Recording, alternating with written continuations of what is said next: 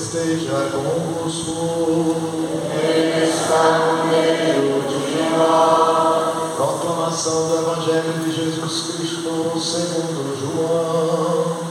Glória a vós, Senhor.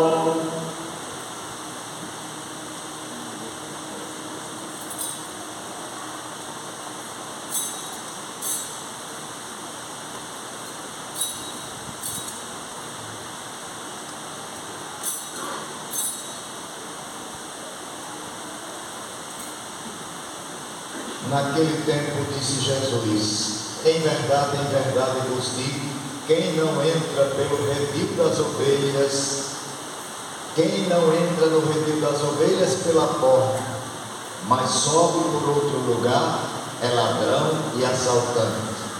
Quem entra pela porta é o pastor das ovelhas. A esse o porteiro abre, e as ovelhas escutam a sua voz. Ele chama as ovelhas pelo nome e as conduz para fora. E depois de fazer sair todas as que são suas, caminha à sua frente. E as ovelhas o seguem, porque conhecem a sua voz.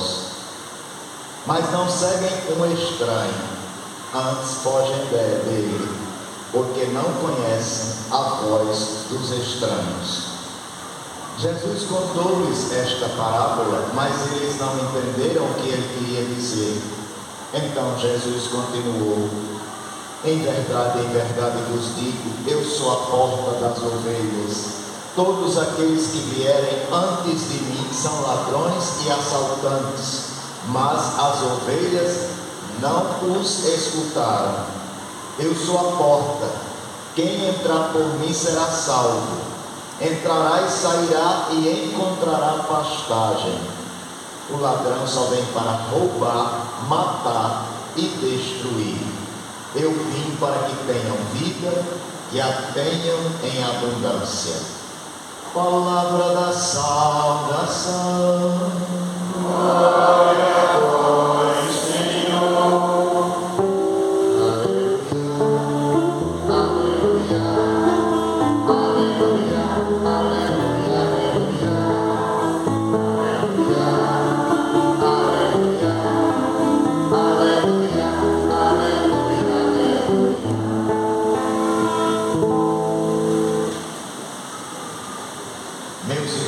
Minhas irmãs, na primeira leitura de hoje dos Atos dos Apóstolos, escutamos São Pedro proclamando com muita firmeza: Deus constituiu Senhor e Cristo a este Jesus que vós crucificastes. Quem é o Senhor da nossa vida? É aquele que trouxe as marcas gloriosas da paixão. São Pedro está dizendo nos Atos dos Apóstolos que aquele que foi rejeitado, crucificado e morto é o Senhor da nossa vida. É, na verdade, o Senhor da nossa vida. É o centro da nossa fé aqui. Quem escuta isso não pode ficar indiferente. Você não pode dizer: eu sigo esse Jesus que passou por uma crucifixão, foi rejeitado e morto. Eu não posso seguir Jesus de qualquer jeito. Aqui já está dizendo que o caminho não é tão confortável. Essa palavra nos atinge. Quem é seguidor de verdade de Jesus se sente inquieto. Essa palavra desinstala o nosso coração. Foi por isso que quando São Pedro falou para o povo perguntou: e o que nós devemos fazer? Quem escuta a palavra, quem escuta o Evangelho, de repente toma uma atitude, se escutou de forma séria. Não é de qualquer jeito. A palavra, quando ela é levada a sério, ela não gera aplausos, ela gera atitude. que devemos fazer? E a resposta dele foi: convertam-se, peçam o batismo. Quer dizer, mudem de vida. Mudem de vida. É assim que se deve fazer. Hoje nós estamos olhando para o Cristo como pastor. É assim que estamos meditando sobre ele hoje. Mas não é qualquer pastor. Ele é um pastor pleno, verdadeiro. Aquele que não apenas guia, mas que dá a vida pelas ovelhas. É um guia que vai na frente, protegendo. Não é um guia que vai atrás das ovelhas, não. Ele vai na frente, dizia o Evangelho. Quer dizer, vai assumindo os riscos. Quem vai à frente assume os riscos primeiro. Então, esse é o nosso pastor. Jesus é apresentado como sendo esse pastor. Lá no Antigo Testamento, Deus já havia prometido nos enviar um pastor assim. Por quê? Pela boca dos profetas, Deus havia falado que os pastores daquela época tinham falhado, tinham se servido do povo ao invés de servir ao povo. Aproveitaram-se da lã e do leite só. Agora, em Jesus, aquela promessa onde Deus tinha dito que viria para cuidar do seu rebanho, lá no passado, agora a promessa se realizou naquele que trouxe as marcas gloriosas da paixão e foi ressuscitado. A promessa se cumpre. É o próprio Deus que vem apacentar o seu rebanho, o seu povo, na pessoa de Jesus.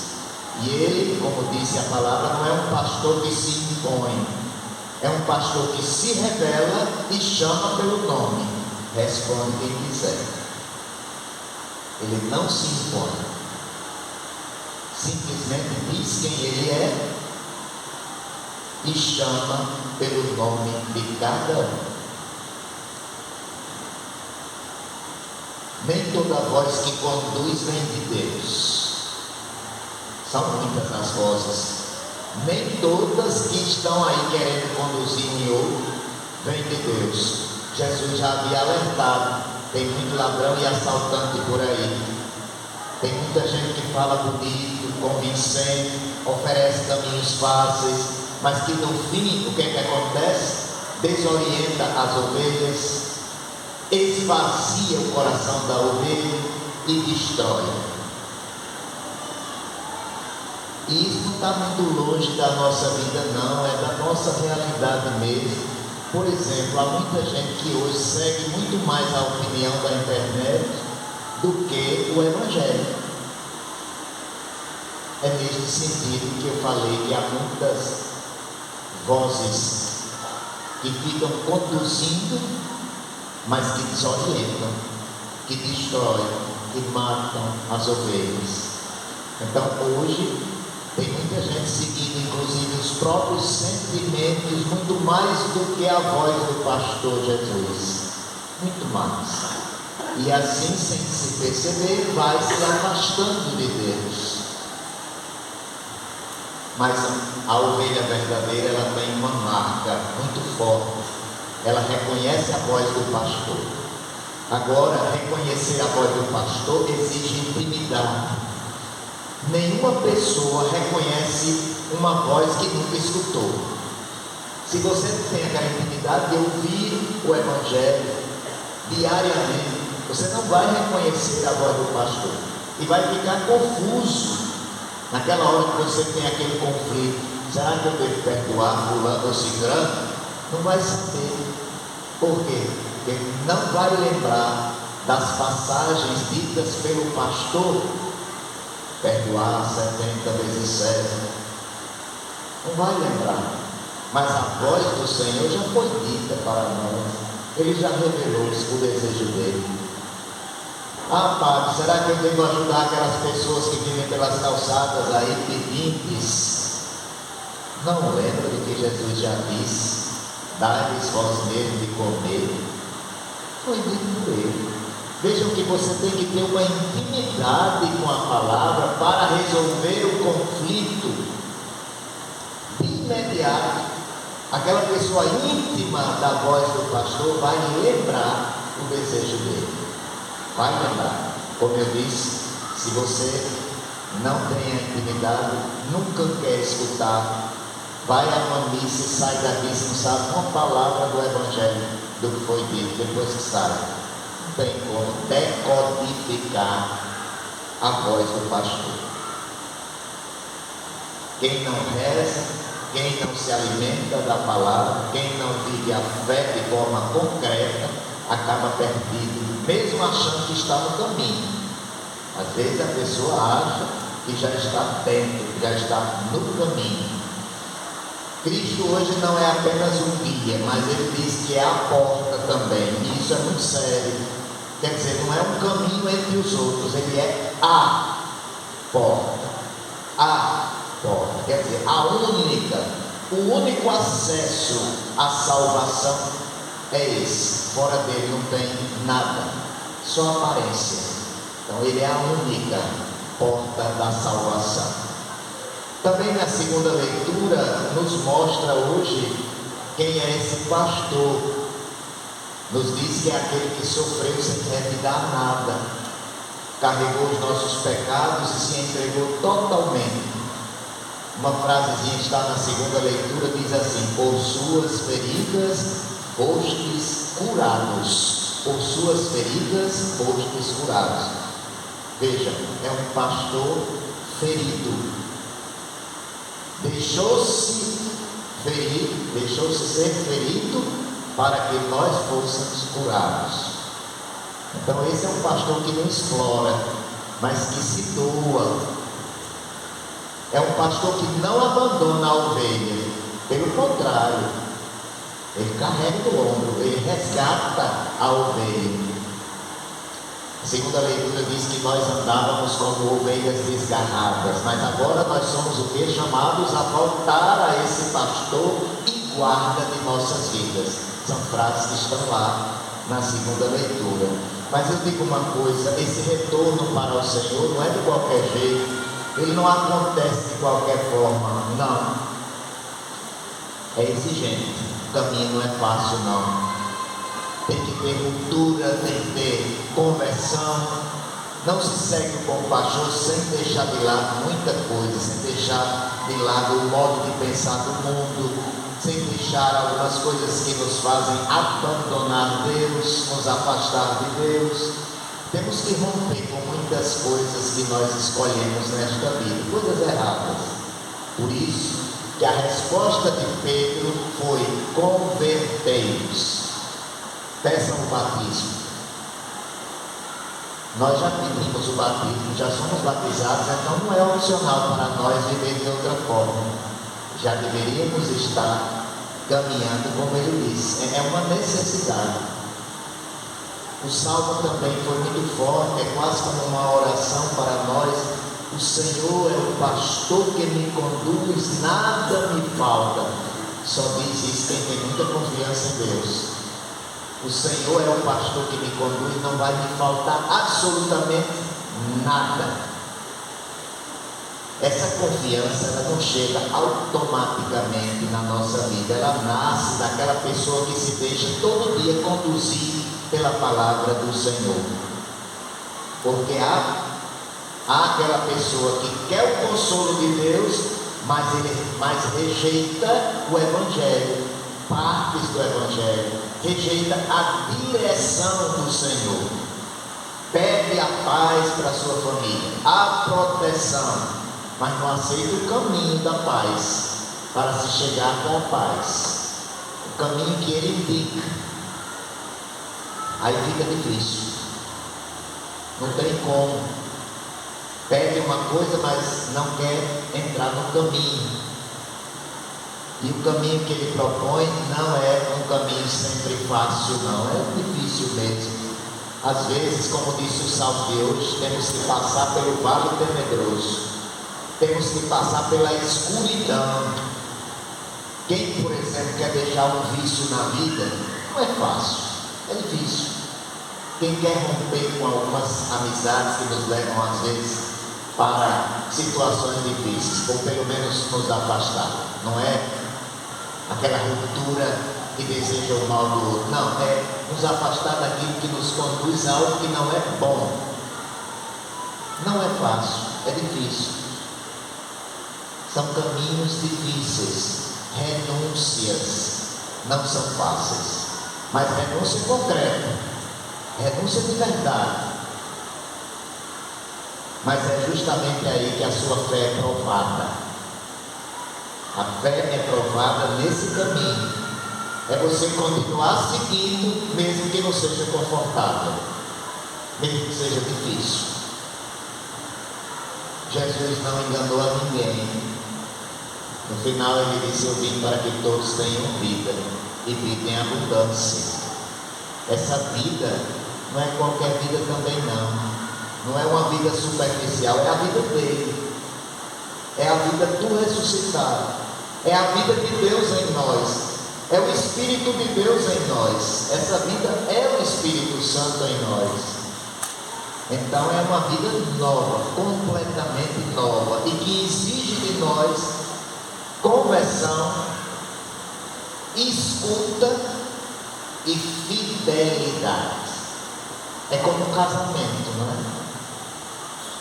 Conversão, escuta e fidelidade. Quem tem essa vida nova tem que viver isso todo dia. Quem é que está conduzindo a sua vida?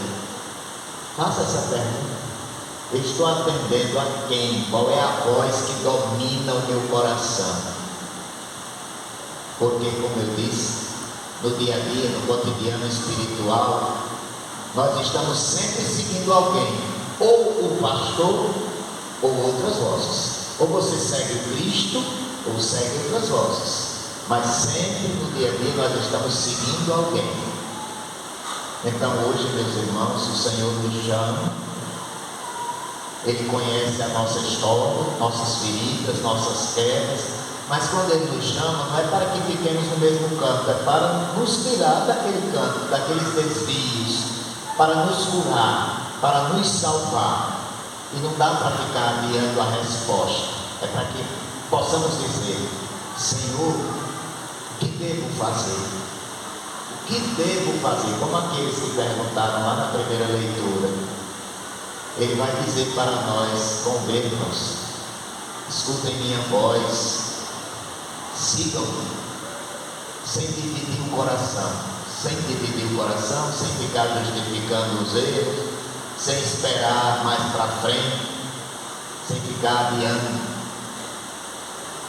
Também hoje eu quero encerrar falando na oração pelas vocações.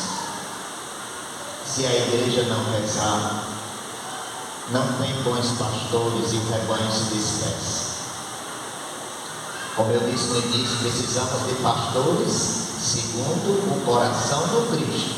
Não é só número, não é só aumentar o número de pastores, mas pastores que queiram ser como ele, como um bom pastor.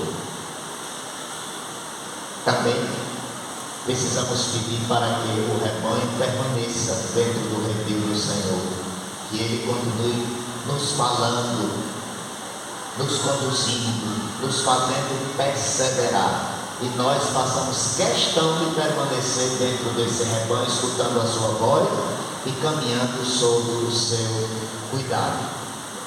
Divino Salvador Jesus Cristo,